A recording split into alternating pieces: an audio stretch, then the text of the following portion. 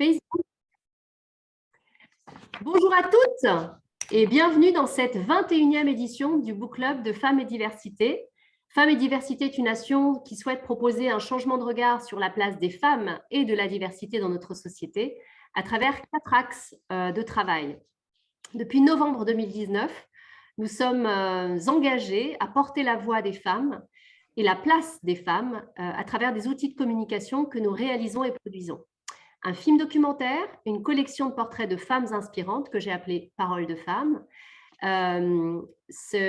des formations à l'empowerment, au pouvoir d'agir des femmes, et enfin cette parenthèse littéraire mensuelle que j'ai appelée le Book Club de Femmes et Diversité, qui permet de nous reconnecter, nous, femmes, de découvrir une autrice et de nous ressourcer pendant 1 heure.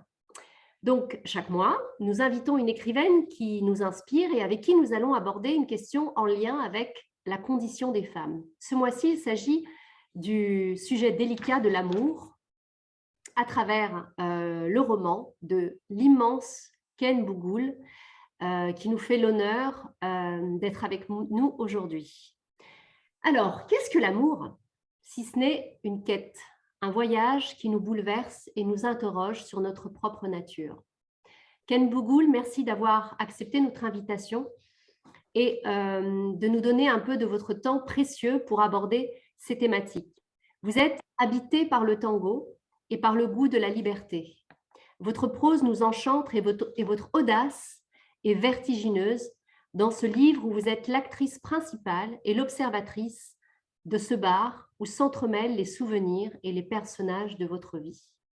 Écrire, vous dites, c'est éblouir les sens et les sens n'ont pas de couleur. Ma première question, donc, c'est comment est née la volonté d'écrire ce livre, ma chère Ken ? Merci beaucoup, Leila. Bonjour à toutes et à tous. J'espère que les hommes vont aussi participer à cette rencontre. L'idée m'est venue parce qu'après avoir dépassé peut-être la quarantaine, la cinquantaine, et m'ayant rendu compte que j'avais des relations très compliquées, difficiles avec les hommes. Et donc, j'y réfléchissais, mais pourquoi j'ai cette relation, même pas de relation, pourquoi c'est difficile entre moi et les hommes? Et quand je veux écrire un livre, j'ai besoin d'un prétexte d'écriture.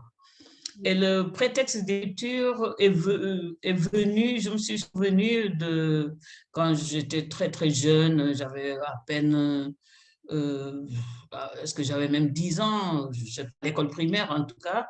Vous savez comment je suis née dans les villages, on est dans les à peu près. Et l'école primaire, en classe de CM1, j'ai eu un petit incident, en fait, c'était pas petit, c'était un incident qui m'était arrivé parce que j'avais un enseignant, c'était pendant la période coloniale, je ne vais pas rappeler mon âge parce que je suis très vieille, et j'avais un enseignant, ce genre d'enseignant de la période coloniale qui voulait tellement satisfaire le colonisateur qu'ils avaient cet enseignement colonial. Et j'avais tellement peur de lui. Et à un moment, dans la classe, j'ai eu envie d'aller aux toilettes. Mais j'avais tellement peur de lui que je n'ai pas osé lui demander la permission d'aller aux toilettes. Et donc, j'ai fait dans la salle de classe. Donc, je me suis dit, tiens, voilà le prétexte qui va me servir pour pouvoir écrire un livre sur mes rapports entre les hommes et moi. Absolument, c'est un événement traumatique finalement qui aura été à l'origine de cet ouvrage. Alors, vous écrivez aussi ce livre comme un hommage aux hommes qui ont compté dans votre vie. Et en réalité, ce qu'on découvre en toile de fond, c'est qu'il y a toujours ces 2 hommes, ces 2 figures presque tutélaires qui vous accompagnent, comme des repères qui vous raccrochent au sentiment d'amour fondamental. Parce que lorsque vous parlez d'amour aussi, l'amour pour vous, ce n'est pas seulement ce qui unit l'homme à la femme ou ce qui unit le sentiment amoureux, c'est beaucoup plus profond que ça. Finalement, ce récit rétrospectif, c'est une manière pour vous de leur dire à quel point vous les aimez, ces deux hommes de votre vie? Oui, parce que tout d'abord, j'ai pas été éduquée dans une famille où on m'avait enseigné la condition féminine, parce que j'ai été un peu ballottée par-ci, par-là. J'ai pas eu reçu une éducation euh, traditionnelle de transmission entre mère et fille ou de grandes sœurs et de petites sœurs. J'ai été abandonnée à moi-même parce que je vivais plus en famille. Ma mère était partie, le père était trop vieux, etc. Donc j'ai été ballottée. J'ai jamais eu une éducation sur la condition de la femme, comme on prépare habituellement les jeunes filles ici, par exemple, dans le cas du Sénégal ou un peu partout dans le monde, particulièrement en Afrique, où on préparait les petites filles à devenir des jeunes filles, à devenir des femmes et de devenir des femmes et à se marier. Donc, c'était cette logique. Moi, j'ai pas connu cette logique. Mais après cet incident à l'école primaire que j'avais essayé un peu d'occulter, je ne voulais pas vivre parce que c'était d'une violence et j'en avais tellement souffert, d'une souffrance indicible que je n'oublierai jamais de ma vie. Au lycée, ouais, je voyais des camarades de classe. Et puis un jour, un garçon a osé me dire qu'il était amoureux de moi et que si je ne voulais pas, il allait me tuer.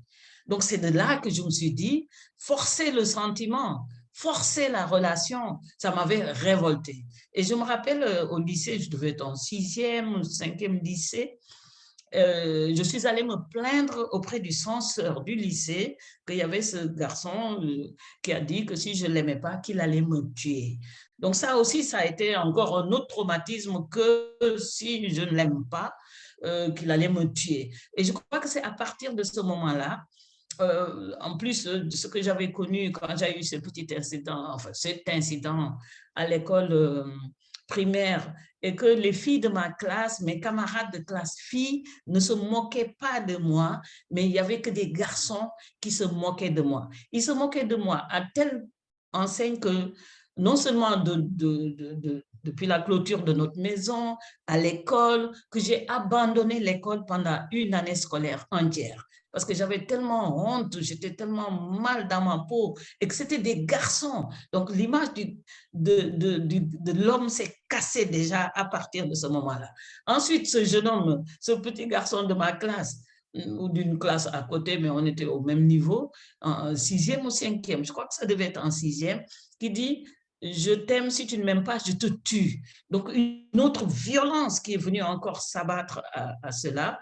Et je ne l'aimais pas, je ne voulais pas de lui, je ne l'aimais pas, moi, je n'étais pas là pour aimer ou quelqu'un, parce que j'avais un autre objectif parce que j'avais connu des souffrances dans ma petite enfance quand ma mère est partie et que je me suis retrouvée toute seule sans ma mère.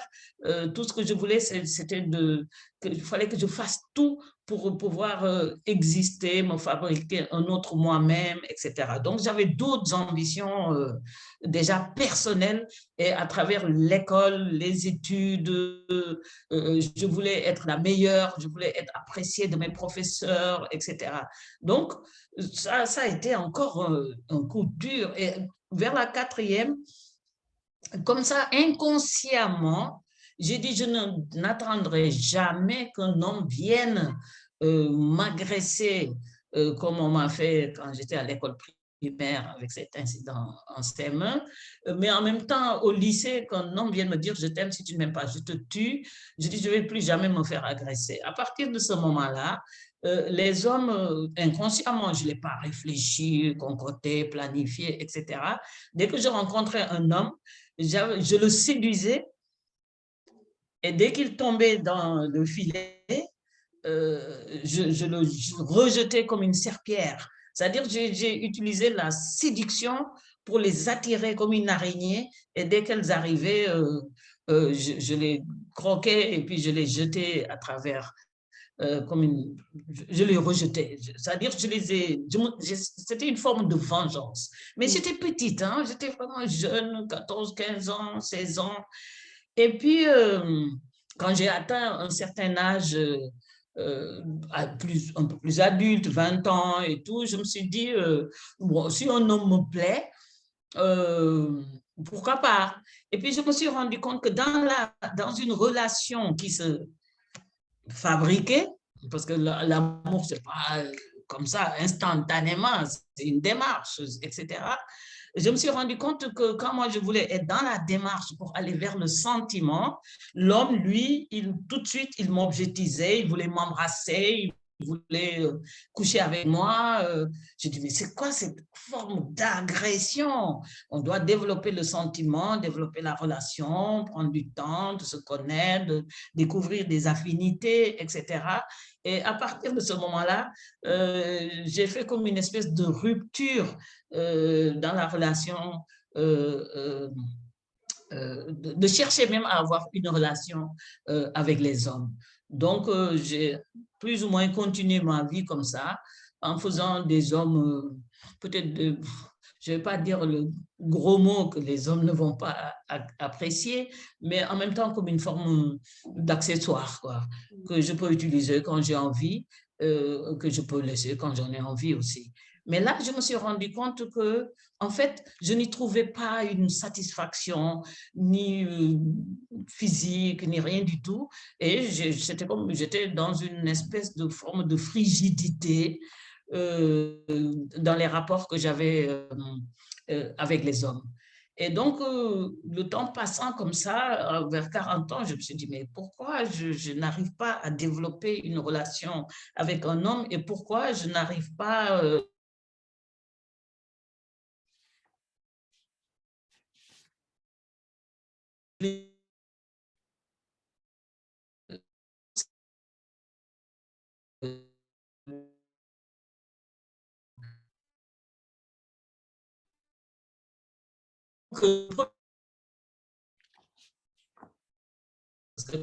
il a était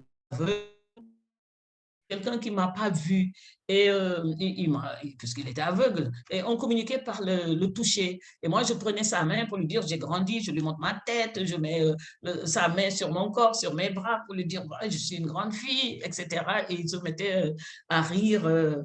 Et puis plus tard j'ai rencontré mon frère parce qu'on était séparés aussi très jeune. Et ce frère, il était d'une fragilité existentielle incroyable. Et tout d'un coup, je le manipulais puisqu'il était fragile. Moi, si quelqu'un est fragile, hein, je ne vais pas me gêner. Hein. Donc, je l'utilisais. Apporte-moi ça, fais-moi ça, fais ça. Et puis tout le monde disait, mais non, réagis parce que c'est ton frère, tu es son grand frère, tu es son frère, impose-toi. Mais lui, il n'avait pas envie de s'imposer, il avait envie d'être fragile. C'était sa nature d'être fragile. Et donc, toute ma vie, je l'ai manipulé, je l'ai utilisé. Donc, c'est pour ça que dans le livre, je dis, finalement, avec toutes les expériences que j'ai eues, l'homme parfait, enfin, l'homme idéal, il ne serait pas parfait, hein, mais je l'idéalise, mais je ne dis pas qu'il peut être parfait. Hein. L'homme idéal serait un homme qui serait un peu comme mon père, grand-père, quelqu'un que j'admirais beaucoup parce que c'était un grand érudit religieux, un homme intègre, un homme juste, un homme bon, et aussi un homme fragile comme mon frère que je peux manipuler. Mais comme c'est difficile dans des sociétés macho, dans des sociétés où c'est l'homme qui est le chef de famille, où il peut épouser qui il veut, la femme n'a qu'à dire oui, parce que si on dit oh, tu vas te marier, tu dois te marier, etc. Je dis non, moi, l'homme idéal, c'est un homme que j'admire et un homme fragile que je peux manipuler. Donc, malheureusement, comme c'est très difficile de trouver en un seul homme euh, ces qualités de mon père, grand-père, et, parce que mon père, il était comme mon grand-père, parce que quand je suis née, il avait plus de 85 ans. Et quelqu'un comme mon frère, c'est très, très difficile.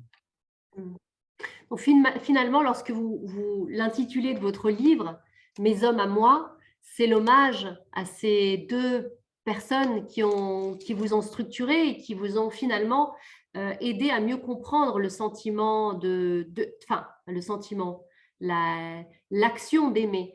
C'est ça, un tout à père fait. qui représente la sagesse, qui symbolise la bonté, la douceur. On lit vraiment entre les lignes que vous aviez une vraie proximité avec cet homme sage, presque éthéré. C'était un homme qui était Intérêt, tout à fait. ça. Et votre frère qui savait très bien que vous jouiez avec lui, que vous le manipuliez, mais qui vous laissait faire parce que voilà, il connaissait votre caractère peut-être, il vous connaissait mieux que vous ne connaissiez vous-même.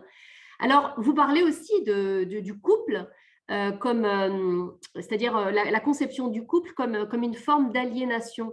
Est-ce que vous pensez qu'un homme et une femme, enfin dans la relation de couple homme-femme, ou dans toutes les formes de couple d'ailleurs, c'est possible de ne pas être aliéné? Est-ce que vous avez une conception du couple autre que l'aliénation? Oui, c'est-à-dire que par ce que j'ai connu avec mon père et mon frère, c'est-à-dire cette forme de tendresse, cette forme de respect, cette forme d'affection naturelle, cette forme de respect aussi, que le couple, en général, on dit le couple, quand on dit couple, c'est deux Oui. personnes, mais en général, dans le mariage, le couple se réduit à une seule personne. On dit, il y a le chef de famille, ensuite la femme, etc. La femme, peut-être c'est ma culture, c'est le chef, c'est le mari qui est le chef. Donc, alors que moi, dans la relation, si on dit le couple, la signification du mot couple, c'est deux personnes ensemble et non deux personnes ensemble où il y a une personne qui est au-dessus de l'autre. C'est pour ça que je dis la notion du couple comme on l'entend, comme on le vit, souvent, pour moi, c'est contre nature. Parce que tant que ce n'est pas deux personnes qui forment un couple, mais non pas deux personnes qui forment un couple, plus un, avec un qui domine, qui est le chef de famille. C'est récemment, par exemple, ici au Sénégal, avec les programmes d'ajustement structurel qui ont mis le pays en mal économiquement et que les hommes se sont retrouvés pour la plupart au chômage, que des femmes se sont levés et ont pris le pouvoir économique avec les cas de divorce et tout ce qu'on connaît maintenant, parce que l'homme humilié, parce que la femme économiquement est devenue la chef de famille. Mais ça, c'est récent. Maintenant, on parle de femme chef de famille, alors que dans le couple, on dit l'homme chef de famille. Donc, je me suis dit, mais voilà, donc l'idée du couple, c'est deux personnes ensemble et non être ensemble avec un qui domine l'autre. Donc, c'est vraiment l'ensemble de toute cette situation. Ici au Sénégal, aujourd'hui, il y a beaucoup de femmes chefs de famille. Et même dans les couples, compte tenu du fait que les femmes ont pris le pouvoir économiquement, intellectuellement, elles ont accès à l'éducation, elles poussent vers l'enseignement supérieur, deviennent des grands cadres, etc. Les femmes sont des chefs de famille et ça, c'est vraiment heureux. Et bien sûr, l'homme humilié a mal réagi, que ce sont des femmes perdues, c'est des femmes occidentalisées, c'est des femmes qui subissent l'influence des mouvements féministes, etc. Mais heureusement, il y a des hommes intelligents qui se sont dit, après tout, si nous sommes avec une femme qui gagne un salaire plus élevé, qui gagne un salaire plus élevé que moi, mais c'est tant mieux, ça va contribuer à l'épanouissement économique de la famille. Et même, il y en a qui vont jusqu'à se dire, après tout, moi, si je trouve une femme économiquement, intellectuellement développée, qui peut même me prendre en charge, ça, c'est récemment que maintenant, certains hommes commencent à accepter ce fait. Mais on voit toujours au Sénégal, ou même en milieu rural, parce que les femmes sont une dynamique très importante dans le continent africain, particulièrement la partie subsaharienne. Une femme qui travaille de vendre des cacahuètes ou médecin ou travaille comme commerçante, elle dira toujours, oui, oui, oui, il faut que je travaille, que je gagne de l'argent pour m'occuper de mon mari et de mes enfants. Donc, il faut leur faire accepter que nous les aimons comme nous aimons aussi nos enfants. Donc, c'est arriver à cette forme de tendresse, d'affection, etc., même si certains hommes en profitent, hein? il y a des petits gigolos dans le groupe aussi, mais on voit qu'il y a un changement qui se fait à ce niveau-là. C'est pour ça que les femmes doivent avoir accès à l'éducation, doivent avoir accès à des sources de revenus.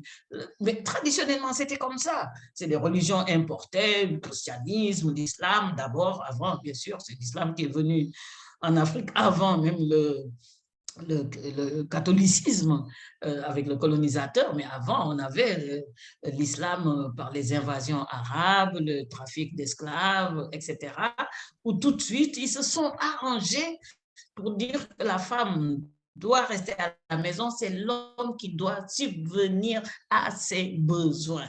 Et dans la tête de beaucoup de femmes, même qui gagnent de l'argent, qui se disent non, mais mon argent c'est pour moi, c'est toi, la religion a dit que c'est toi qui dois me nourrir, c'est toi qui dois me loger, c'est toi, etc. Et c'est la fameuse devise ou triptyque dont je en parlais avec Fauzia, c'est-à-dire qu'avant les femmes, nous on attendait les 3 V, villa, voiture, carte, visa, des hommes. Mais maintenant les femmes, avant de s'engager dans une relation avec un homme, ont déjà leurs 3 V en poche. Tu me fréquentes, moi j'ai déjà ma villa, ma voiture et ma carte visa. Donc pour dire que les relations doivent être très très claires. Donc il y a encore des résistances dans des violences contre les femmes, le mariage forcé dans certaines zones, l'excision dans certaines zones, pas partout, il ne faut pas généraliser, mais quand même qu'il faut continuer à combattre les violences faites aux femmes, parce que l'homme, malgré tout, reste encore humilié de la force des femmes et ne réagit à ça par de la violence, des coups de poing, des coups de pied, etc., traité de tous les noms, etc. Mais malgré tout là, on voit que de plus en plus, les femmes se sont dit, si on n'est pas d'abord autonome et qu'on puisse dire merde à un homme quand on veut, économiquement, j'en ai marre, je me casse, je sais où je vais. Et même aller beaucoup plus loin, parce qu'il ne faut pas régler les problèmes un par un, il faut les régler dans leur globalité. Les femmes doivent prendre le pouvoir, parce que c'est par le pouvoir qu'on peut échapper à cette forme de domination. Ce matin, je regardais les informations lors de la dernière réunion de l'Union africaine, je crois, à Addis Abeba, et les reportages ne montraient que des hommes.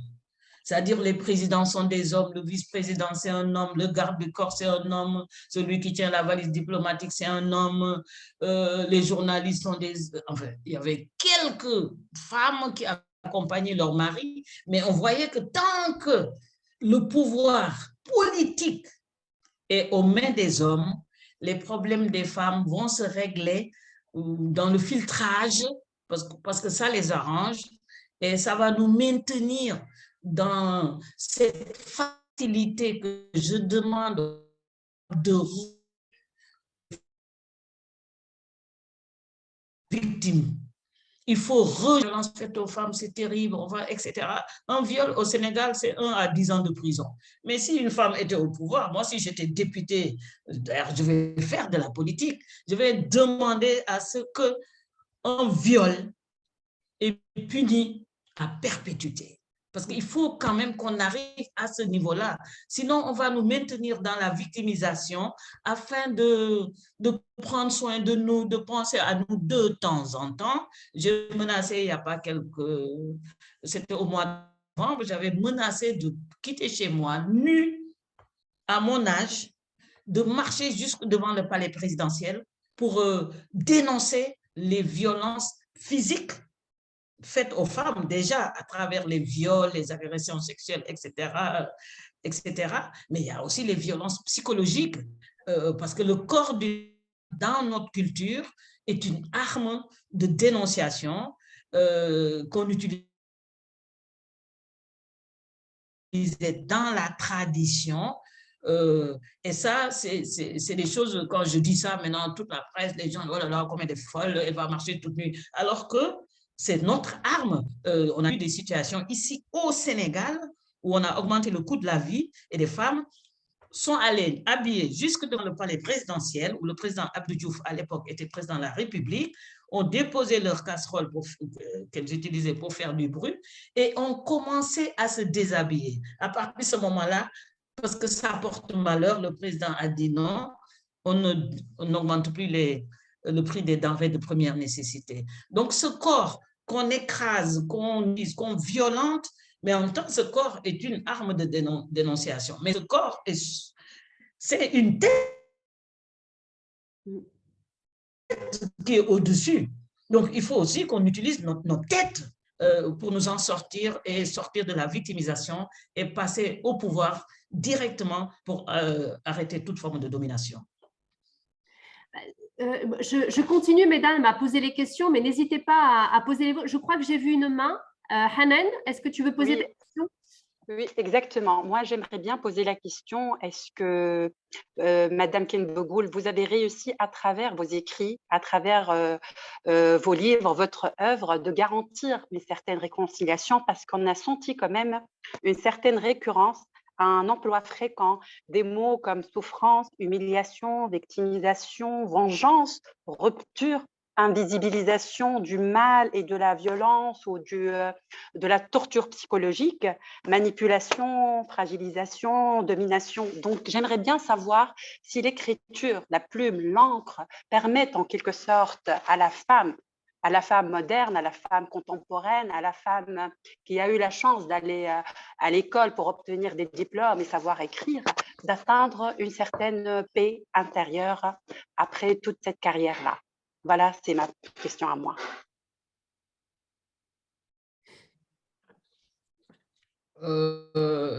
Leila, je peux répondre? Oui, bien sûr, allez-y, Ken. Oui, Anen a raison. C'est-à-dire que l'écriture, comme toute autre forme d'expression, parce que souvent on néglige ou on a tendance que l'écriture est la seule forme d'expression, mais à travers les arts plastiques, la musique, l'expression corporelle, c'est-à-dire toute forme d'expression peut vraiment amener. Moi, dans mon cas, l'écriture m'a fait consolider en moi-même cette nécessité de chercher à s'en sortir. Mais consolider, parce que parfois, vous savez, on peut écrire une chose et ne pas l'appliquer ou ne pas y croire. C'est-à-dire qu'il fallait une conséquence entre ce qu'on écrit et son comportement. Mais moi, l'écriture me construit. C'est-à-dire que dès que je finis un livre, ce qui est dit dans le livre devient mon mode de vie. À chaque fois que j'écris un livre, j'ai réglé un problème parce que j'avance, etc. Donc, il y a déjà une construction, une fabrication de ma personnalité, etc. Donc, l'écriture, pour moi, c'est fondamental. Quand je veux réaliser, prendre conscience d'une situation, je peux en prendre conscience intellectuellement comme ça, mais quand je l'écris, c'est vraiment intériorisé, ça devient un mode de vie, ça devient, c'est dans mon quotidien que je l'applique. Parce que beaucoup d'écrits, il y a beaucoup d'écrivains, d'écrivaines écrivent des choses, mais de l'autre côté, ne les vivent pas. Donc, ce problème d'inconséquence m'induit un peu en erreur. Mais l'écriture est vraiment aussi une forme de dégagement, de soulagement, de dire des choses qu'on ne pouvait pas dire, les non-dits, les choses occultées, les choses dont on avait honte, etc. Et en écriture, au fur et à mesure qu'on est en face de ses propres mots, on n'en prend plus conscience et ça donne des possibilités maintenant d'y faire face et de les combattre. Et quand je parle aussi que les rapports avec les hommes, que ce soit des rapports de partenaires, je dis l'homme ne doit pas être dans notre tête, l'homme doit être en face de nous, à côté de nous, à notre gauche, à notre droite, mais pas dans notre tête. C'est-à-dire qu'on le sort de notre tête, on le met en face de nous, à côté de nous, droite, gauche, et nous sommes ensemble. Et dans cette relation même de l'autonomie dont parle quelqu'un dans les messages, c'est l'autonomie intellectuelle, morale, spirituelle, religieuse, parce qu'on est confronté aussi, il n'y a pas que des questions économiques face à la vie, face à la mort, nos rapports avec Dieu, etc. Tout ça, il faut aussi pas se battre, mais relever ces défis-là. Il n'y a pas de question de méchanceté, de dureté, de vengeance, mais tout simplement, parce que comme moi je dis, ce que les hommes qui m'ont influencé, c'est mon père et mon frère, c'est-à-dire bâtir la relation d'abord sur la tendresse, sur l'affection, sur le respect. Moi, je trouve que la tendresse, je préfère quelqu'un de tendre avec moi que de quelqu'un qui utilise le mot « je t'aime ». Moi, je pense que l'amour, c'est pour tout. Les oiseaux, les arbres, les paysages, tout ce qui est beau. Ça doit être un amour large à la Jésus-Christ ou à la Mohamed. C'est-à-dire aimer tout ce qui vit, tout ce qui est créé, être ému par tout ce qu'on voit. Mais la relation entre des êtres humains, entre un homme et une femme, la tendresse, il n'y a rien de tel. Moi, je trouve que la tendresse, c'est la relation qu'on devrait de plus entretenir avec un homme parce qu'on ne peut pas donner la tendresse et la retirer. Mais quand on dit je t'aime, on peut dire je t'aime plus. Mais quand il y a la tendresse, quelqu'un de tendre, comment il peut dire, d'ailleurs même en règle grammaticale, je crois que ça n'existe pas, je ne suis plus tendre avec toi, ça ne se dit pas, alors que, enfin, ça peut se dire d'une manière indirecte entre le transitif et l'intransitif, mais il y a des professeurs de français beaucoup plus, qui sont beaucoup plus à l'aise dans ça que moi, mais pour dire que il faut qu'on développe la tendresse, cette affection, cette solidarité, ce respect entre les hommes et les femmes. Absolument.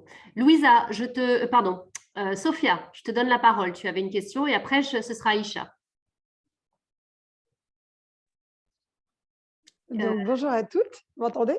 Oui, on t'entend. C'est bon. Donc, moi, j'avais mis à l'écrit, mais je vais vous répéter un petit peu ce que j'ai déjà écrit. Donc, de ce que vous dites, donc, à travers son émancipation économique et son instruction, la femme, forcément, va se libérer et prendre un peu plus sa place dans la société. Bon, après, ma première question, c'était, vous y avez un petit peu répondu. Donc, comment s'inscrit un peu le rapport de l'amour entre un homme et une femme? Mais bon, vous y avez un petit peu répondu là, juste pendant votre allocution. Mais alors, comme vous avez parlé de religion, notamment de l'islam, avec ce qu'on voit en ce moment, il y a beaucoup de femmes qui se réapproprient l'islam et qui font des nouvelles lectures de l'islam qui sont peut-être même moi, j'adhère à 100% dans ces lectures-là puisqu'elles sont plus féministes, plus justes entre les hommes et les femmes et que du coup, parce qu'elles sont érudites et savantes, elles imposent de nouvelles règles. Et vous parliez de politique. Je crois que ce n'est pas que économique, c'est politique, c'est vraiment dans les mœurs qu'il va falloir faire ce travail-là pour que s'inscrive un rapport plus sain entre les hommes et les femmes. Et ma question, du coup, je me perds un petit peu. Oui, est-ce que ce serait pas plutôt à travers ce biais-là de remettre les vérités sur l'islam et sur les règles féministes, émancipatrices que nous a apporté l'islam dans ces pays musulmans, puisque là, il s'agit d'un pays musulman, ou dans les sociétés musulmanes, pour régler ces rapports de force qui existent aujourd'hui entre les hommes et les femmes, qui font qu'on place les femmes dans une situation inférieure, humiliatrice, où on ne lui donne pas trop son mot à dire. Oui, tout à fait, parce que c'est pour ça que quand je parle d'éducation, il y a aller à l'école, etc., devenir ingénieur, médecin, sage-femme, infirmière, garde-malade, quel que soit le métier, vendeuse de yaourt, quelle que soit l'activité économique. Mais aussi, dans l'éducation, aussi, il y a l'éducation religieuse. Normalement, l'accès à la religion, c'est pour tout le monde. Il n'y a pas que les hommes qui doivent connaître les textes sacrés, les Écritures saintes. Les femmes doivent y avoir aussi accès. Parce que c'est très important. Parce que quand les religions sont interprétées par des hommes, certainement que pas tous, pas tous, mais la plupart, femme doit être comme ça, là, etc. Que pour avoir, ici au Sénégal, si tu veux avoir un enfant qui va réussir dans la vie, il faut te soumettre, il faut patienter, qu'on appelle mougne, c'est-à-dire la patience, la soumission, et que c'est dans cette patience et cette soumission, dans cette souffrance intérieure, qu'on aura un enfant qui va devenir même parfois président de la République ou quoi que ce soit. Donc, c'est tellement dans la... on le répète tellement ici au Sénégal, même encore de nos jours, mais si on lit les Écritures saintes, si on lit le Coran, si la femme est éduquée dans la religion, apprend les religions, ce qui est recommandé, parce que je pense qu'au Sénégal, on dit que dans l'au-delà, pour aller au paradis, la femme, ce n'est pas son problème de s'occuper de ça, parce que c'est son mari qui l'amène au paradis. Alors que moi, mon entendement, que chacun pour soi, Dieu pour tous. Donc, si je sais que si je fais du bien, si je me comporte bien, je ne dis pas du mal, j'essaie de corriger, de marcher sur les qualités du prophète, d'être bon, d'être généreux, d'être ouvert, d'être équitable, de pardonner, en fait, tous les messages religieux ne parlent que de ça, d'ailleurs, de ces bonnes choses, pour un monde meilleur pour tous. Mais la plupart des femmes ne lisent pas le Coran, ne savent même pas lire le Coran. Donc, elles se disent, non, si je suis soumise, patiente, j'encaisse, mon mari va m'amener, c'est lui qui m'amène au paradis. Et souvent, je leur dis, mais s'il va en enfer, comment tu vas faire? Parce que qui a dit que tous les maris vont aller au paradis? Et si ton mari, lui, c'est l'enfer qui est réservé pour lui, comment tu vas faire? Il faut que toi-même, ton rapport avec Dieu, que tu en prennes conscience, que tu le saches, que tu lises les textes sacrés, etc., que ça soit aussi bien Talmud, Taurat, Talmud ou Injil ou le Coran. Et c'est bien que vous n'ayez pas parlé de ça, parce que je devais aujourd'hui rencontrer une jeune femme très, très dynamique qui s'appelle Amina Sek. Nous discutions, j'aime beaucoup discuter avec les jeunes. Et je lui parlais de religion, que si les femmes ne s'approprient pas les textes, elles ne peuvent pas savoir exactement ce qui est dit. Et tout le monde dit que le prophète Mohammed, notre prophète, parce que je suis musulmane, avait du respect pour les femmes, faisait la cuisine, allait faire les courses, balayait la cour, était à leur service. Et pourquoi nous, les hommes qui se disent musulmans, ne font pas la même chose? Et elle me disait qu'elle en parlait aussi avec quelqu'un d'autre et qu'elle envisage dans le prochain salon du livre féminin de Dakar d'organiser une table ronde avec des femmes érudites, parce que ça existe, pour parler de la place de la femme dans les religions, aussi bien catholiques que musulmanes, surtout musulmanes, parce que le Sénégal... Et je lui disais que oui, il faut qu'on envisage, on va travailler sur un projet pour l'année prochaine, donc en 2024, où on va organiser un salon du livre féminin, mais axé sur la place des femmes dans les religions. On va faire venir des spécialistes des religions, des femmes érudites, etc., pour en parler. Donc, pour dire que non seulement, parce que politique, religion et tout ça, ça va ensemble. Donc, déjà, on voit les jeunes générations, cette jeune dame, Amina Sek, on est déjà, on se projette déjà d'envisager des rencontres femmes et religions pour le prochain salon du livre féminin en 2024. Donc, pour dire que c'est une préoccupation, que c'est important que les femmes lisent les textes. Donc, tout ça, ça fait partie de l'éducation. Donc, chaque fois, je me dis, il faut que les femmes aussi apprennent, étudient, soient curieuses, s'informent, etc. Donc, ça aussi, c'est dans nos objectifs. Et ça aussi, c'est toujours politique, parce que le politique travaille sur les mœurs, et dans les mœurs aussi, il y a l'application des religions dans une société, et surtout aussi envers les femmes. Donc ça, c'est aussi une préoccupation actuelle que certainement nous allons développer d'ici 2024 pour organiser une telle rencontre ici à Dakar, au Sénégal. En attendant cette date 2024, cher Ken, je vous invite à notre book club avec Asma Lamrabat, qui est une grande féministe marocaine qui a beaucoup écrit sur l'islam aussi. Et nous allons aborder son ouvrage « Le prophète de l'islam et les femmes de sa vie ». Donc, ce sera en avril dans le book club de Femmes et Diversité. Je vous enverrai une invitation, cher Ken, pour participer à cette… Ah oui, avec plaisir, avec plaisir. Alors, Aïcha, je te donne la parole, ma chère Aïcha. Merci Leïla. Écoutez, vous avez répondu à une partie de mes questions. Vous avez évoqué un thème très très important, l'éducation. Donc à travers cette initiative qui je trouve qui est excellente en 2024, eh bien je voulais savoir en termes de prévention, notamment auprès des jeunes filles, quelles actions menez-vous? Et je ne sais pas si voilà, je me pose la question, je me dis, étiez-vous précédemment enseignante ou non? Parce que je pense que vous auriez été une excellente enseignante.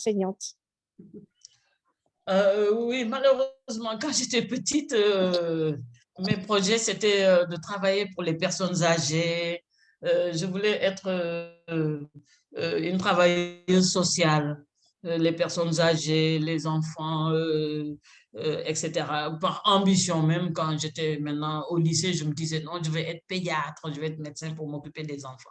Donc, j'ai toujours eu des trucs pour les personnes. Peut-être c'est par rapport à mon père qui était fragile, qui était vieux, qui était aveugle, que je devais mener avec le bâton pour se promener, etc. Mais toute ma vie, j'ai essayé de me rendre utile dans mon entourage le plus proche, où que je sois dans le monde, hein, que je sois en France ou aux États-Unis, ici à Dakar, au Bénin ou n'importe où, dans mon environnement proche, j'essaie toujours de transmettre des messages. J'essaie toujours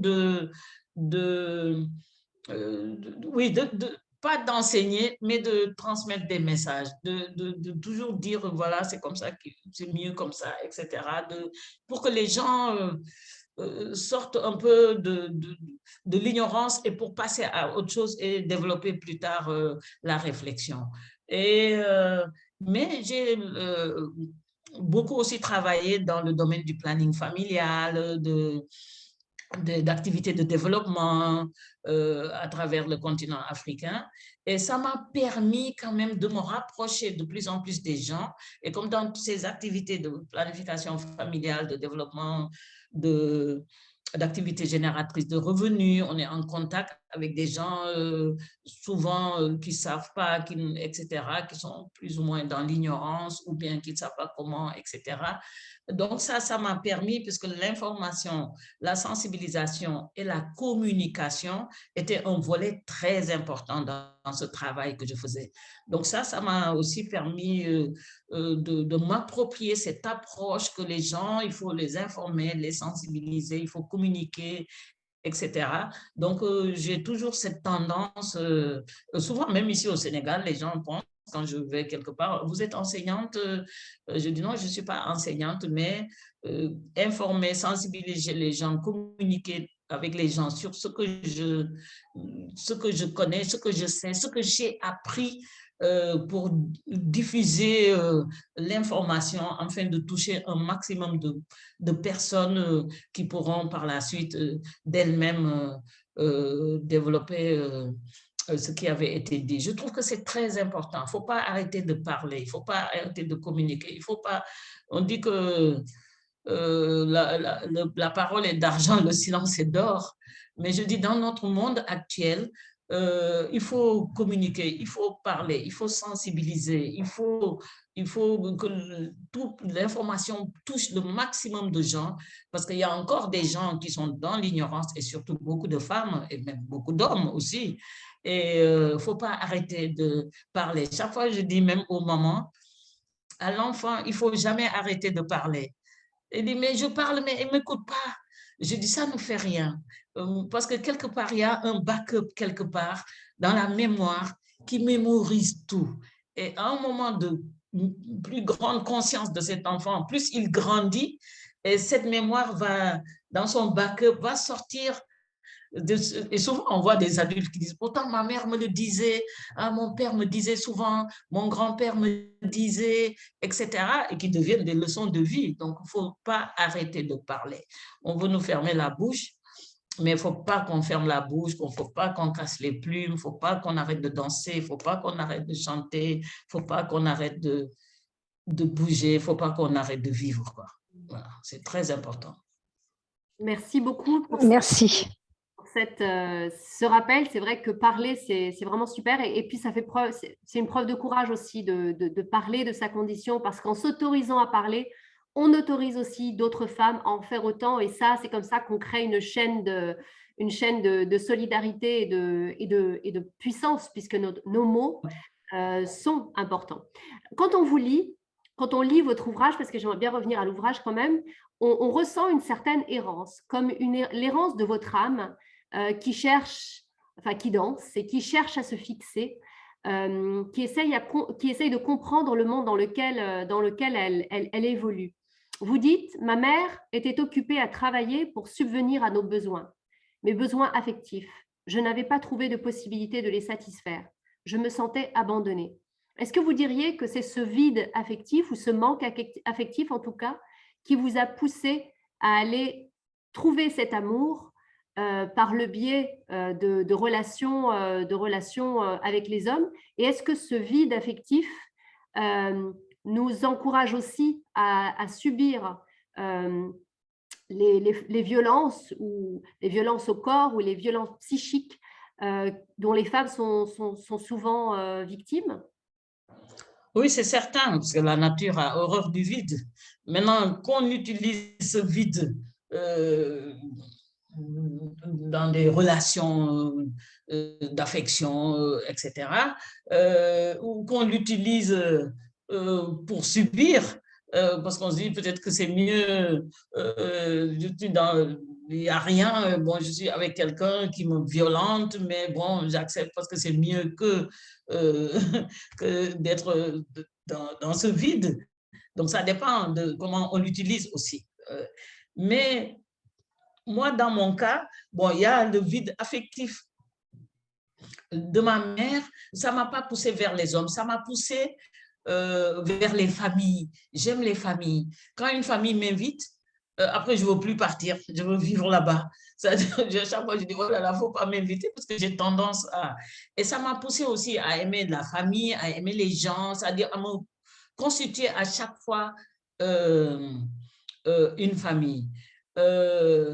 Mais mon errance vient plutôt, que ce soit affectif ou rechercher la famille, etc.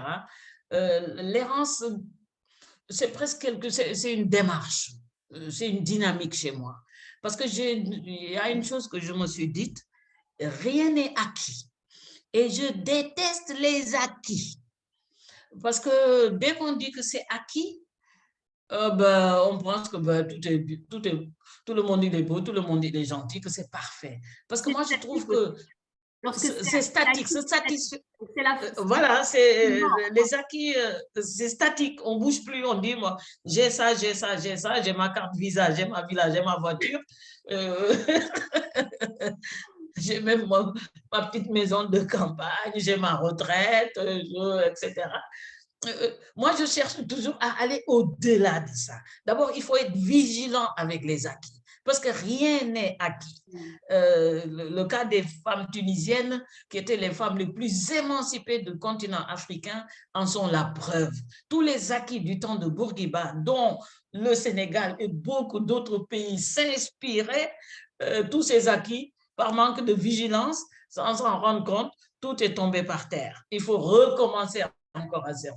Donc, mon errance, c'est parce que je me dis, rien n'est acquis, je dois toujours être dans une dynamique et de vigilance, mais de quête de meilleur, parce qu'il y a aussi mieux. Donc, je ne veux pas rester statique. je dois toujours, j'aime cette errance physique, intellectuelle, morale, même religieuse, même je suis musulmane, mais parfois j'aime douter, non seulement pour dire que je ne veux plus être musulmane, pour être sûr que je suis convaincue que je suis musulmane, parce que le doute aussi, ça nourrit l'intellect et tout. Donc, ça, c'est une dynamique de ma vie. Je suis jamais satisfaite de quoi que ce soit. Il y a des acquis, je dis, c'est bon. Bon, au suivant. Pas pour les suivants de Jacques Brel, au suivant, ce n'est pas le prochain mec, mais le prochain défi, le prochain challenge à relever, etc. Donc, c'est une forme d'errance existentielle, tout à fait. Ok, si quelqu'un a une question à poser, n'hésitez pas, sinon je pose la suivante. Alors, je voulais revenir juste sur le patriarcat et l'héritage colonial. Vous dites que les sociétés traditionnelles sont matriarcales dans leur essence, ou matrilinéaires, si on veut. Mais est-ce vraiment le cas lorsqu'on sait que ce sont les femmes qui excisent leurs propres filles et les encouragent à la polygamie? Est-ce que ça, c'est pas, enfin, ce sont les femmes qui le font sous couvert du patriarcat. Comment est-ce qu'on peut dire que l'héritage colonial a été patriarcal, puisque ces souffrances que ces femmes font subir à leurs propres filles, elles le font de leur propre chef? Oui, sous la domination des hommes. Et il faut aussi savoir que l'excision, c'est pas, par exemple, c'est pas une institution. Par exemple, ici au Sénégal et dans beaucoup de pays d'Afrique, la circoncision est une institution.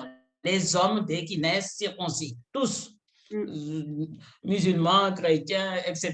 C'est ça. Alors que l'excision, il y a des zones, il y a des ethnies qui l'appliquent et d'autres qui ne l'appliquent pas. Donc, tout le monde n'est pas excisé au Sénégal. Moi, je ne suis pas excisée parce que je ne suis pas née dans un groupe socio-culturel où on excise les gens. Donc, c'est toujours dans des zones bien spécifiques, etc.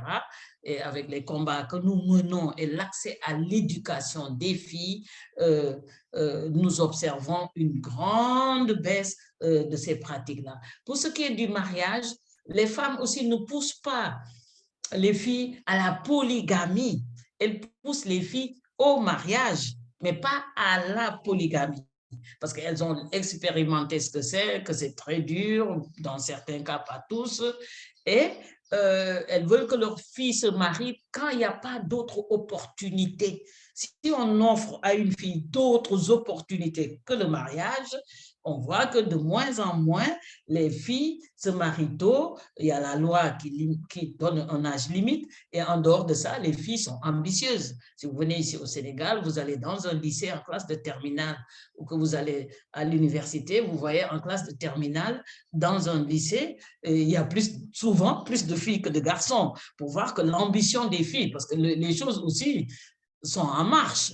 Tout n'est pas réglé, mais on est dans une dynamique de changement des choses. Partout dans le monde, de plus en plus, les filles accèdent à des enseignements supérieurs, à Polytechnique, Saint-Cyr, dans les pays développés en Occident. Les filles, même les filles dans les mondes anglo-saxons, aspirent à devenir, à faire la messe, pour ce qui est de l'Église protestante. Donc, le combat, on est en train de se battre. Les choses ne sont pas restées comme il y a 10 ans, 20 ans, 30 ans. Les choses sont en train de changer. Les filles, de plus en plus, par ambition de carrière, ne se marient pas avant 30 ans, 35 ans. Il y a des femmes même qui font des enfants à 40 ans, etc. Donc, on voit qu'il y a quand même une évolution et que les femmes qui ont pratiqué, qui ont utilisé ces pratiques d'excision sous domination des hommes qui disent, parce que c'est l'homme qui dit je ne veux pas épouser une femme qui n'est pas excisée. Donc pour marier leur fille, parce qu'il n'y a pas d'autre opportunité pour cette fille, ni l'école, ni une source de revenus, etc. Une fille qui n'est pas éduquée, qui ne sait rien, etc. Je pense que la seule solution qui s'offre à elle, c'est le mariage, l'excision, le mariage polygamique, l'excision, etc. Mais les choses sont en train de bouger, de changer, etc. Donc, ces femmes-là, quand le colonisateur est venu avec une religion, enfin, un comportement patriarcal, parce que chaque fois, je crois que j'ai écrit un texte dans un livre collectif où j'ai parlé de la femme du colonisateur. Moi qui suis née pendant la période coloniale, moi, je n'ai jamais vu la femme du gouverneur. Et quand on l'apercevait, elle était en bottillon, elle avait des habits qui montaient du col-roy comme ça, avec 40 degrés à l'ombre, sous la chaleur. Elle avait des habits jusqu'ici, elle portait des gros jupons, des jupes, sous les jupes, des jupons. Elle était vraiment, elle ne vivait pas, elle n'existait pas. Donc déjà, le colonisateur, c'est le colonisateur, le colon, l'homme dont on se souvient, et non la femme du colonisateur, alors qu'elles avaient des sentiments, elles avaient des émotions, même sur la colonisation, comment ça se pratiquait, mais elles n'avaient accès à rien, peut-être faire du thé avec ses copines, colonnes, je ne sais pas comment on peut appeler ça. Donc, pour montrer que le colonisateur, de par son comportement, même pas avec ses missionnaires, de par son comportement, était imposer un système patriarcal. Et quand le colonisateur, dans des pays à tradition matriarcale ou matrilinéaire, etc., quand le colonisateur a vu la puissance, les capacités des femmes, on voit, si vous lisez ce livre de Saint-Beth Ousmane, Les bouts de bois de Dieu, sur la grève des chemins de fer de 1947 pendant la période coloniale qui a duré 6 mois, mais ce qui a permis cette réussite, c'était les femmes. Le colonisateur, très tôt, il a vu que les femmes, sous leur côté fragile comme ça, étaient très puissantes de par leur qualité de mère, parce qu'ici, la mère est sacrée. Le plus gros lutteur du Sénégal, quand il gagne un combat, la première chose qu'il dit, il ne remercie pas Dieu, ni le prophète, ni rien du tout, c'est sa mère. C'est à sa mère qu'il pense d'abord. Donc, la mère est la femme est très sacrée, malgré toutes les violences qu'elle subit encore, et de plus en plus, c'est en train de changer. Donc, on a vu que la femme était puissante et le colonisateur a tout fait pour l'écraser et a utilisé, tous les envahisseurs ont utilisé la religion, parce que le bon Dieu, tout le monde, on a peur de lui, il paraît qu'il a un enfer, machin, et pour écraser, et les femmes sont retournées dans un état qu'elles ne connaissaient même pas. Et vraiment, dans le cas du Sénégal, comme je vous ai dit, à partir de 1975, avec les mouvements d'émancipation des femmes, et plus tard, à partir des années 80, avec les programmes d'ajustement structurel meurtriers pour le continent africain, en tout cas subsaharien particulièrement, que les femmes ont retrouvé cette place, et de plus en plus avec les divorces, avec l'accès à l'éducation, avec des opportunités, etc. Mais malheureusement, il y a des contre-courants, parce que nous avons quand même un peu des islamistes, quelques intégristes discrets, mais quand même qui sont là quand il faut. Et quand il ne pleut pas, à la limite, on va dire que c'est parce que les femmes maintenant sont trop libres, qu'on voit leurs seins, qu'elles portent des habits serrés, qu'elles sont en collant, que oui, il ne peut pas être à cause des femmes, pour vous dire qu'il faut quand même continuer à se... Il faut continuer. Je ne sais plus qui disait tout à l'heure, je ne sais pas si c'est Arwa Hanan ou Benel qui disait que il ne faut pas qu'on dise combat. On doit relever les défis, les challenges des défis, mais de temps en temps aussi, il faut un peu se battre, quoi. Ouais. Alors, dans les défis, les challenges, il y a un moment où, quand il le faut, quoi. Il faut appeler un chat un chat. Alors, Aïcha, je te laisse la parole et puis après, ce sera à moi. Merci. Oui, je voulais revoir avec vous sur la question d'excision, parce que j'interviens au sein d'une association qui accueille et qui accompagne, donc en tant qu'assistante sociale, des jeunes filles et des jeunes femmes victimes de mutilations sexuelles, violences sexuelles et mariage forcé. Et vous avez abordé cette question-là donc au Sénégal. Quelles sont les actions de prévention, de sensibilisation sur cette question de lutte contre l'excision? Et est-ce que l'excision, vous disiez qu'il y avait effectivement une régression face à ces actes de violence. Qu'en est-il concrètement aujourd'hui et quels sont les actes que vous menez avec les hommes, avec les femmes pour lutter contre ce fléau qu'est l'excision? Oui, tout d'abord, il y a au niveau des institutions, au niveau donc des dispositions juridiques, légales, au niveau du Parlement. Donc l'État condamne, bien sûr, ces violences, excisions, etc., mariage précoce, etc. Tout à l'heure, j'ai dit limite à partir de quel âge on peut se marier, en dessous on ne peut pas, etc., avec des pénalités. Il y a aussi la sensibilisation sur le terrain. Il y a beaucoup d'associations de femmes qui vont sur le terrain, aussi qui font un excellent travail. Et l'État aussi veut, depuis quelques années, la promotion de l'éducation des filles, qui est vraiment une priorité dans le système éducatif du pays, avec toutes sortes de mesures coercitives pour vraiment pousser les filles à l'école, les soutenir, les aider. Leur inscription est gratuite. Quand elles travaillent bien, ils ont des primes pour stimuler les autres filles pour l'école, parce qu'ils ont vu que plus elles allaient à l'école, moins elles étaient victimes de ces violences-là. Donc, l'accès à l'éducation reste la priorité des priorités.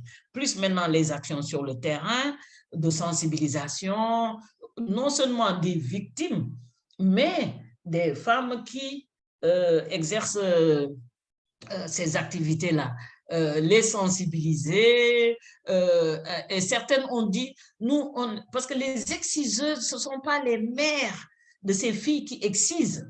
Il y a des professionnels, c'est leur métier, gagnent leur vie en excisant. Donc, à ces femmes qui disent, mais moi, je vis de ça, moi, je suis chez moi tranquille, on vient me chercher pour aller exciser la fille dans une telle famille, je fais ça, on me paye mon argent. Donc, à ces femmes qui disent que c'est leur gagne-pain, on leur trouve des activités génératrices de revenus pour qu'elles renoncent à ces activités-là. Donc, il y a tout un tas d'actions, de mesures dans l'ensemble vraiment du pays, les médias aussi, pour vraiment lutter contre ces pratiques réductrices et très, très violentes envers de petites filles, en fait, parce qu'on n'existe que des petites filles. Et donc, il y a un travail qui est fait ici au Sénégal, mais au Burkina Faso aussi, le travail se fait. Et je pense que sur tout le continent, il y a vraiment un travail qui se fait de plus en plus avec surtout les médias, les réseaux sociaux, les actions sur le terrain. Il y a vraiment une dynamique très importante qui est mise en place pour lutter contre tous ces fléaux-là.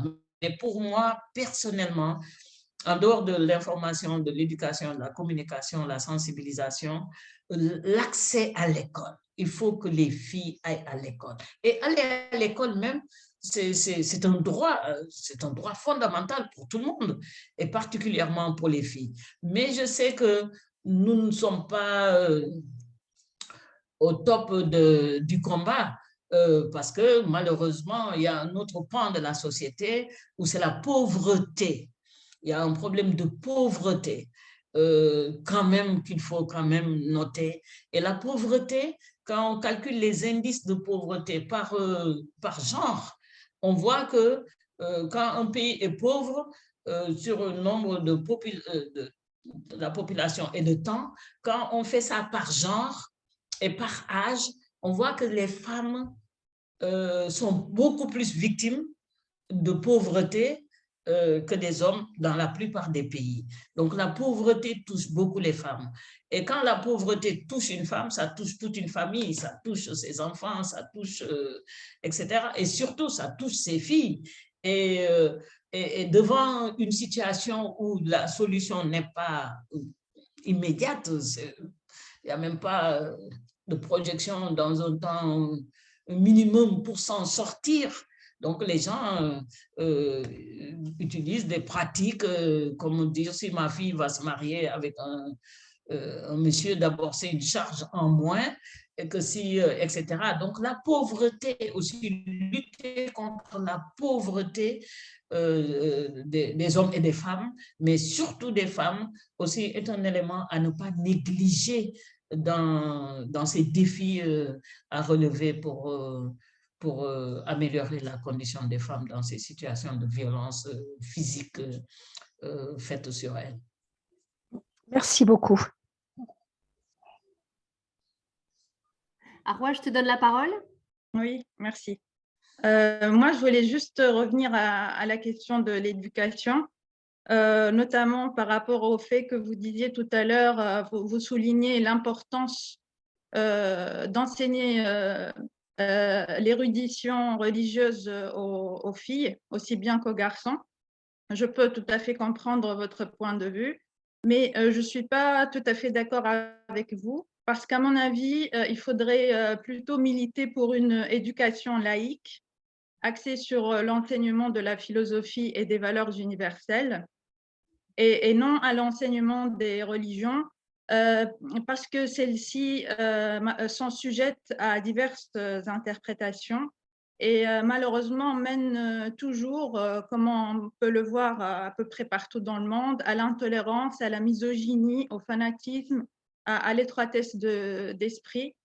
Donc voilà, pour moi, ce serait plutôt laïcité primant sur l'érudition religieuse.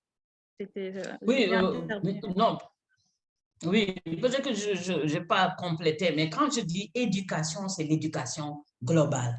Un pays comme le Sénégal, comme beaucoup de pays en Afrique subsaharienne, ce sont des États laïques, que ce soit des pays à majorité musulmane ou à majorité chrétienne, peu importe, ce sont des pays laïques. C'est-à-dire avoir accès à l'enseignement, à l'éducation en général, et dedans aussi l'enseignement religieux, et faire étudier, comme on étudie la philosophie, comme on étudie la littérature, comme on étudie les arts, etc. Ça doit aussi être dans le programme scolaire. Avant, par exemple, les écoles catholiques ici au Sénégal, moi, plusieurs de mes nièces, même de neveux même, qui étaient dans des écoles privées catholiques, parce que leur papa avait les moyens, parce que c'est souvent des écoles privées, sont des musulmans, mais qui existe toujours d'ailleurs, il y a toujours l'éducation religieuse.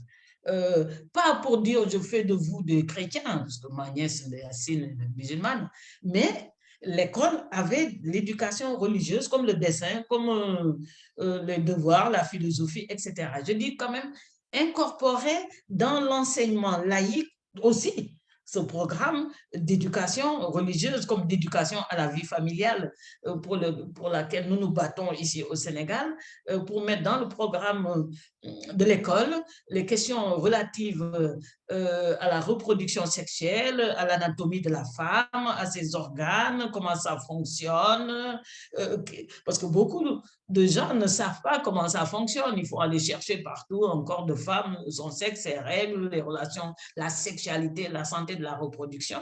Beaucoup de jeunes femmes ne le savent pas. Donc, ça, c'est des choses très importantes à insérer dans le programme pour avoir une éducation globale qui embrase tout. Et ça permet à quelqu'un non seulement de comprendre, de savoir, et en fonction de ça, s'en servir pour, etc., mener sa vie, mais pas un enseignement religieux, parce que le Sénégal n'est pas un pays religieux, c'est un pays laïque, mais qu'on insère dans les... Moi, je me rappelle quand j'étais petite, dans les différents foyers où j'ai vécu, quand je revenais de l'école, bon, quand je revenais de l'école, j'avais mes devoirs. Mais avant, le mercredi après-midi, on n'allait pas à l'école. On n'allait pas à l'école le samedi après-midi et le dimanche. Et donc, ces après-midi-là, j'étudiais le Coran. J'avais un maître. Je crois même j'en ai parlé à un de mes livres parce que je lui dois vraiment beaucoup. Et donc, j'ai appris l'alphabet, je sais lire le Coran, etc. Les choses que je ne comprends pas, j'ai mes traductions parce que je suis allée à la Mecque. Comme les Corans sont gratuits dans les mosquées à Médine, et donc j'avais tous mes livres parce qu'il y a traduit en français, en anglais, en tchèque, en chinois, coran, machin, pour comprendre. Et parfois, j'ouvre, j'étudie, je continue à étudier ce que je peux lire, je lis, etc. Donc, je dis, c'était complémentaire, parce que mes rapports avec Dieu sont venus du fait que j'avais appris le Coran, que je sais le lire, que ce que je ne comprends pas, je prends mes trucs, mes Corans traduits en français. Ça fait partie de l'éducation, mais ce n'est pas une éducation religieuse, ça c'est peut-être dans les pays islamistes ou les pays religieux, mais en Afrique subsaharienne, pour le moment, je vois avec un statut autre que laïque. C'est avant-hier, par contre, j'ai lu dans les informations où j'ai appris, mais je crois que je l'ai lu, en Tanzanie, où il y a une femme parce que le président était décédé, c'est une femme qui est maintenant la présidente de la République. J'ai vu l'autre jour, j'ai lu, avant-hier ou hier seulement, qu'il y a les choses qui ne sont pas conformes à notre culture et à notre religion doivent être retirées du programme scolaire. Oh, je dis là, on a une femme qui veut pouvoir, même si c'est pour remplacer l'ancien président décédé en attendant les prochaines élections, tout de suite. Donc, vous voyez, ça aussi, c'est un problème que quand les femmes aussi, nous voulons le pouvoir, on voit qu'aussi parfois, elles prennent des décisions et ça m'a heurté. Je dis, mais qu'est-ce que ça veut dire donc, mais la Tanzanie n'est pas un pays islamiste ni religieux, c'est un pays aussi laïque, avec un enseignement laïque, mais qu'une femme qui est au pouvoir dise qu'il y a des choses qu'il faut sortir parce que ça peut être à l'encontre de notre foi, de notre culture, de nos traditions. Donc, vous voyez que les femmes aussi, parfois, elles ne sont pas toutes parfaites. Il y en a qui aussi mettent les bâtons dans les roues. Mais une éducation intégrale, les arts, la culture, la musique, la religion, les philosophes, l'histoire, tout, je pense qu'on a besoin aussi d'un enseignement complet, global, pour faire de quelqu'un un être humain aussi intégral aussi. Absolument. Ken, dans votre livre, vous parlez du passage de la femme objetisée au statut d'individu, qui est un statut extrêmement difficile à obtenir, même lorsqu'on est une femme cultivée ou une femme de lettres. Est-ce que justement l'émancipation, c'est aussi ça, c'est d'être considéré comme un individu avant tout? Oui, parce que je ne sais plus à qui j'avais dit que c'est quand j'ai pris conscience de mes trois identités. La première identité, enfin, dans la quête de cette identité, c'était par rapport à mes origines, que j'étais noire, que j'étais d'Afrique, etc. Mais quand j'ai trouvé que, ben oui, je suis noire, ben oui, mais ça change quoi? Ça change rien à ce que moi je suis. J'aurais été peinte en blanc, où je vais me dépigmenter pour être toute blanche, je serai toujours Ken Bougoul, quoi. Et puis, arrivé à la condition de femme, quand je me suis rendu compte dans le deuxième livre de ma trilogie autobiographique, qui est le deuxième livre que j'ai écrit, qui s'appelle Cendre et Braise, où j'étais avec un homme qui pensait que c'était avec son argent, avec son pouvoir, qu'il pouvait me posséder, mais avec qui ça ne me dérange pas, un homme qui a de l'argent, mais quand même, quand je veux m'acheter un pull, je veux aller choisir le pull qui me plaît. Mais avec lui, je ne pouvais même pas aller choisir le pull qui me plaît. J'ai besoin d'un pull, c'est lui qui va acheter un pull, c'est ce pull que je dois porter. C'est cet habit de cette couleur que je dois porter. C'est-à-dire qu'il m'avait tellement objectisé que je devais m'habiller en fonction de ses fantasmes. Et moi, les habits que j'aimais, lui, il ne les aimait pas. Lui, j'ai dit, mais si je veux porter du rouge, ça me plaît du rouge, je porte du rouge. Il dit non, qu'il n'aime pas le rouge. Je dis, ah bon? Je me dis, mais dis donc, c'est possible donc d'être une femme pouvait mener à ce statut d'objet, que quelqu'un en fasse ce qu'il veut, etc. Et quand j'ai fait la réflexion donc, sur ma condition en tant que créature, mais femme, et là, je me suis dit, comme avec les origines, que je suis d'abord un être humain et que je suis accessoirement une femme, mais je ne mets pas dans ma tête que je suis une femme. Non, je suis d'abord moi-même et puis me retrouvant avec des attributs de femme que j'aime beaucoup d'ailleurs. J'aime bien, moi, les femmes, j'aime beaucoup, j'aime tout. Mais c'est pas... je me présente pas comme une femme, je me présente d'abord comme moi-même. Et si ça se fait que aussi je suis femme, c'est encore un plus, mais pas moi la femme. C'est-à-dire je ne veux pas justifier des réussites et des échecs par rapport à la condition de femme. Je veux justifier mes échecs par mes incompétences, ou par ma nullité, ou par mes incapacités, ou par plein d'autres choses. Et aussi bien pour mes échecs que pour mes réussites. Si je réussis, ce n'est pas parce que je suis une femme, je réussis parce que j'ai des compétences, parce que c'est la place que je peux l'occuper, parce que j'en suis capable, donc, etc. Donc, c'est un peu, j'accessorise un peu aussi bien la couleur de ma peau que ma condition de femme. Okay. D'abord, je mets l'être humain fondamental, l'individu, un être humain qui se bat pour la vie et pour la mort, qui pense à s'épanouir, qui pense à son bien-être, à lutter contre ces démons intérieurs qui n'ont pas de couleur de peau, qui n'ont pas de conditions, des souffrances psychologiques, métaphysiques, etc.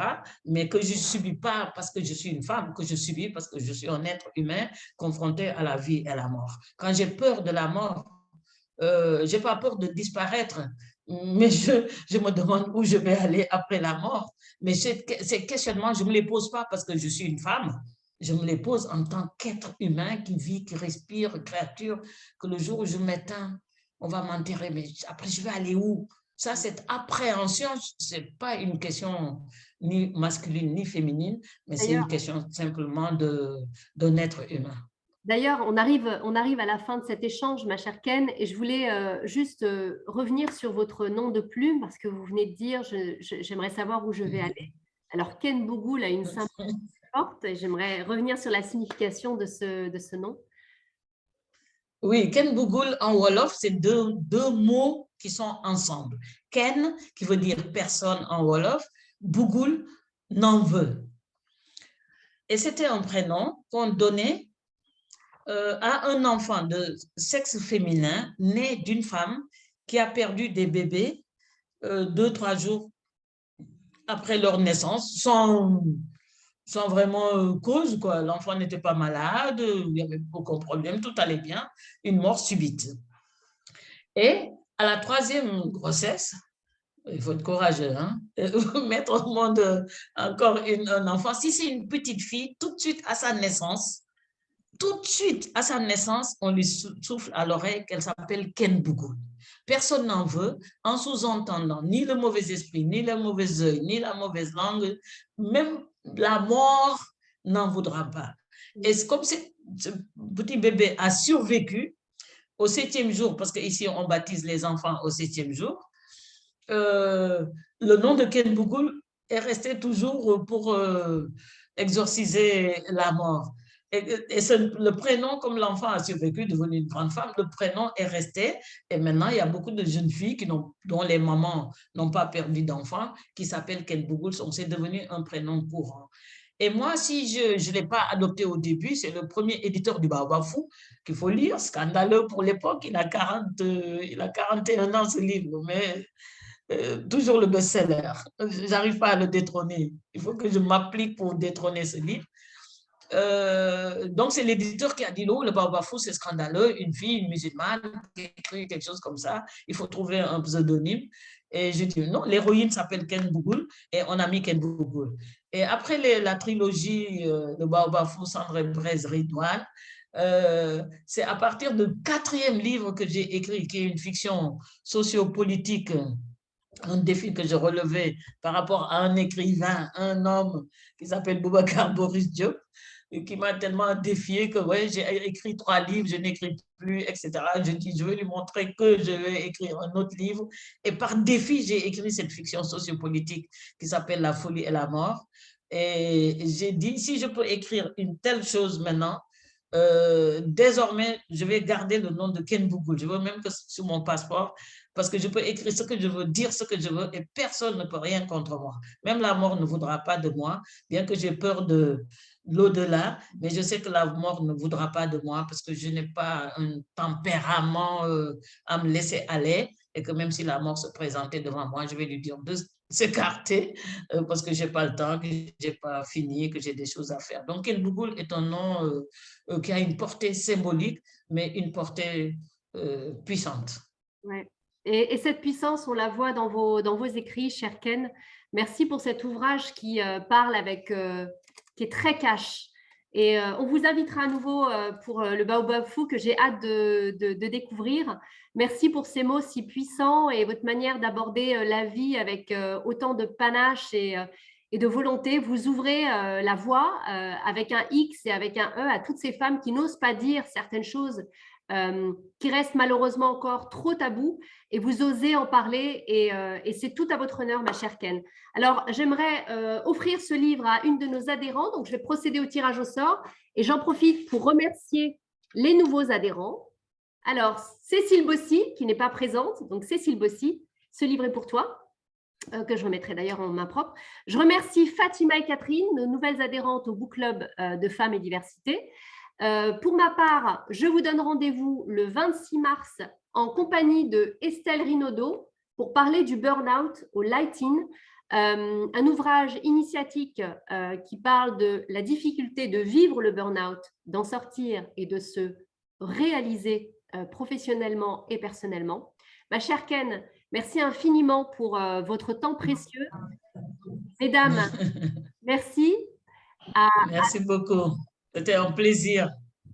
Partagé, amplement partagé. Et Ken, j'espère qu'on aura l'occasion de se voir en vrai à Lyon, parce que je sais que je vous ai raté de peu. Je vais revenir à Lyon. Avec grand plaisir pour vous recevoir. Mesdames, je vous donne rendez-vous le mois prochain, et merci encore de votre fidélité. Merci. À très bientôt. Merci à toutes. Merci Ken Bougoul. Merci, j'espère qu'on va se voir pour une... Alors, quand vous revenez à Lyon, bientôt. On organise une rencontre avec toutes nos adhérentes. Avec plaisir. Avec grand plaisir. Merci. Yes. Merci. À toutes. Merci Bon beaucoup. Ouais, super. Au Au revoir. revoir. Ouais, génial. Merci Très, très infiniment. bien. À très bientôt. Très, très bientôt. Merci. Merci beaucoup, Leïla. Au revoir tout le monde.